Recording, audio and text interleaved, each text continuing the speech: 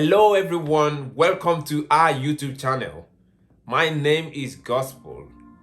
If you are new on our YouTube channel, I just want to bid you warm welcome. Please, could you kindly subscribe to our channel and turn on your notification bell so you know when we put content out. And to all our returning subscribers, it's always a joy to have you. Thank you for all you do, for engaging and for your comments and sharing our content with your network. Thank you. You are the reason we do what we do. Today, I want to talk to men. I want to challenge husbands. I want to challenge single men who intend to get married.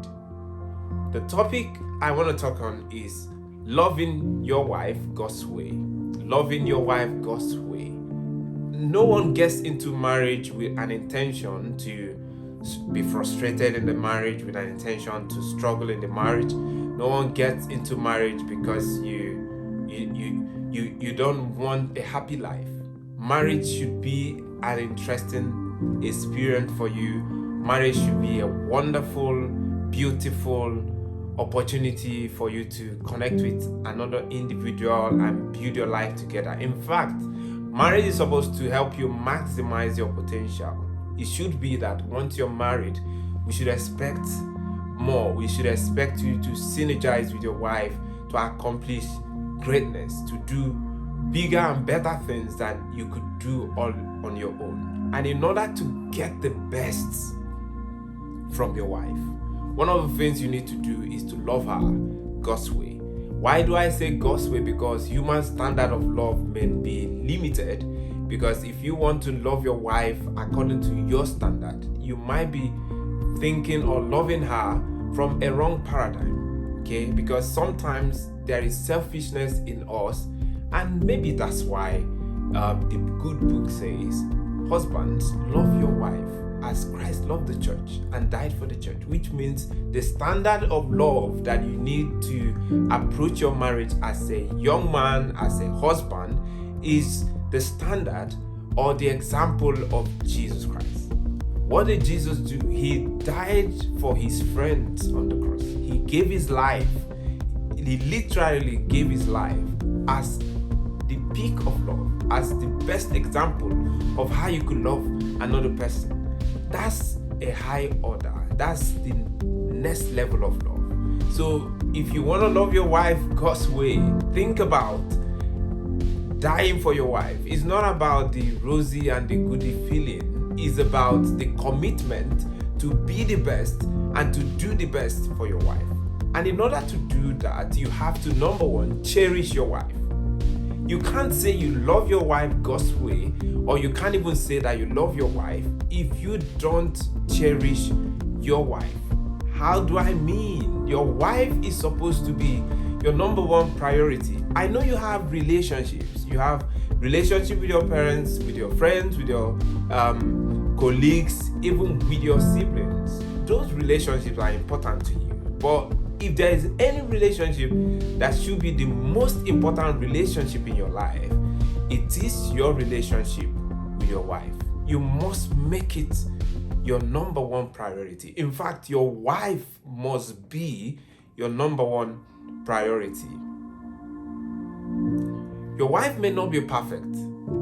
She might not be all that you want in a wife or in a woman, but she has to be esteemed by you, the highest esteem, because when you don't do that, you don't show how much you love your wife. Another point is that you have to love your wife. This is another level now. You have to love your wife like your life depends on it, because that's what sacrificial love is about. You love her beyond measure.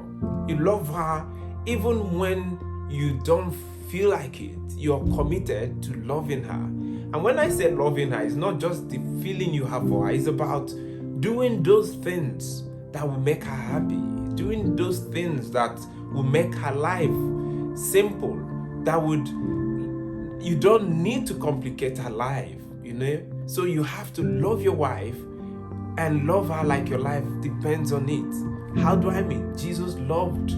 He loved and died for it. So even if it means you dying literally, no, don't die.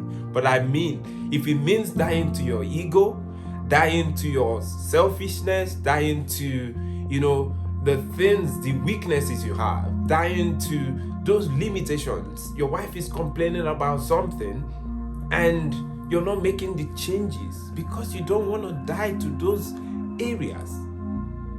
So loving your wife like your life depends on it means you have to die to those things. You have to upskill yourself. You have to learn how she wants you to love her. You have to develop these competencies that are required to loving your wife her own way. It means you have to understand her love language. What is it that when you do it, she's in cloud nine? She's all over the moon. What is it that you do? It might be a little thing like buying gifts. It could be being present when you're present. What I mean is you're with her, you're not distracted, you're there. You give her your full attention. I know some of these things are difficult to do, but if you're intentional about doing it, obviously you'll be able to do it. That's what it means to love your wife. Okay? Loving your wife God's way should also require you to protect your wife. Protect your wife from external pressure. Protect your wife from pressure from friends, pressure from family members, extended family members, pressure from financial pressure, economic pressure. Okay, you should be the shoulder your wife needs to lean on when life becomes tough. You could also protect her from pressure from work. You know she's stressed out from work. How do you support her to go through life without allowing life to choke life out of her? It is your responsibility to protect your wife. Protect your wife by encouraging her. Protect your wife by being the source of, that source of hope. When you speak to her, she should feel a sense of encouragement, which means loving your wife God's way requires you to encourage your wife. Encourage her by the things you do. Encourage her by what you say to her. Encourage her to maximize her capacity. Encourage her. She wants to do business. She wants to, go into education. She wants to upskill herself. She wants to maximize her capacity. You need to encourage her. Encourage her even when you don't see the need. There is always a need to encourage your wife, because when your wife becomes the best that she could be, you will reap the benefits. Another point is that you need to provide for your wife. Provide for your wife materially. Provide for your wife financially. Even if she has more money than you, provide for her. Obviously, if she has money, it's your money, it's family money. Everything is all together. But you have to, show that you are the leader in the home. Love requires you to give. Giving is not just material giving. Giving also includes emotionally. It includes emotional giving, spiritual giving. You give emotionally. How do I mean? When you take out time to, show appreciation.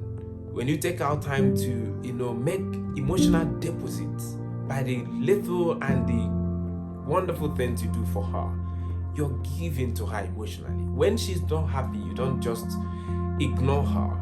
You're so conscious and intentional about ensuring that she is in her best emotional state. That's what it means to give. You can give with your hands, but if you don't give your heart to your wife, you're not giving to her completely. Women want to feel the man in their life. They want to feel connected. They want to feel like they're important to you. They want to feel that emotional connection, to feel that someone desires them, someone raves for them, someone longs for them.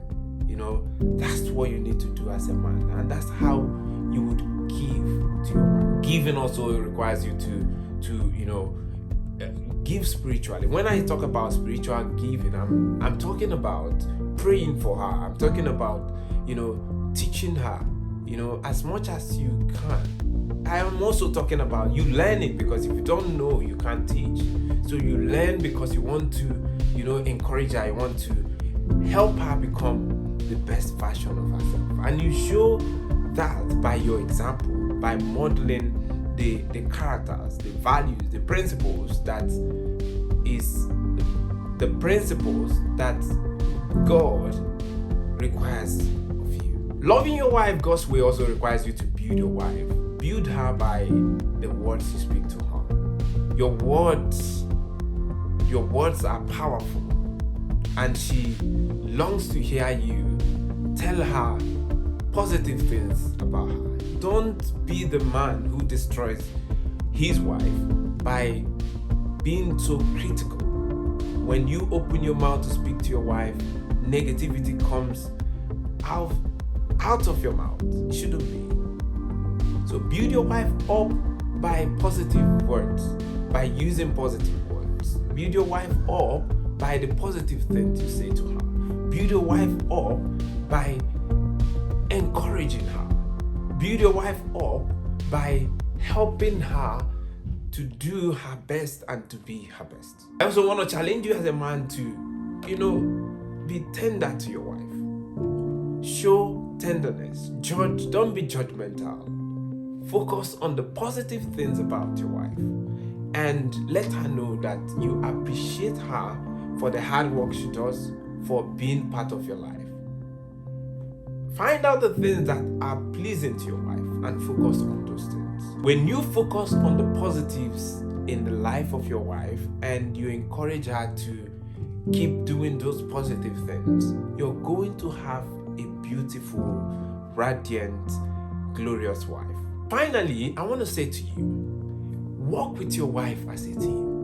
To love your wife God's way requires that you see her as someone who is competent, you see her as someone who is valuable, you see her as someone who is lovable. Don't treat her as an inferior class. Treat her as a partner, someone who has so much to offer.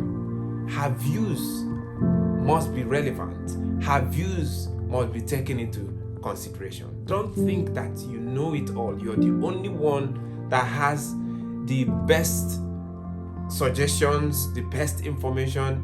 You will be surprised how much your wife knows, and you have to listen to her. And when you work together as a team, husband loving your wife God's way, believe me, you're going to have the best of marital relationship. I know that it's not been that simple loving, even when you think she has her flaws, she has done some things that really upset you. But you see, love requires you to have the heart to always forgive. When you forgive and accommodate her weaknesses and encourage and help her, support her to deal with those weaknesses, you're going to have a beautiful home. Are there other things you might consider important for a man to love his wife God's way? Please, can you put them in the comment section? And if you have any other take home or advice to give, can you also put them in the comment section? I hope you've gained some knowledge from this.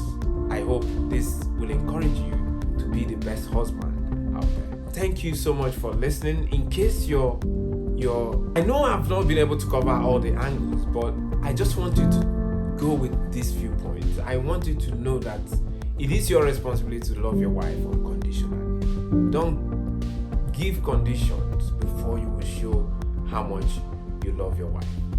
Until I meet you another time, thank you for listening.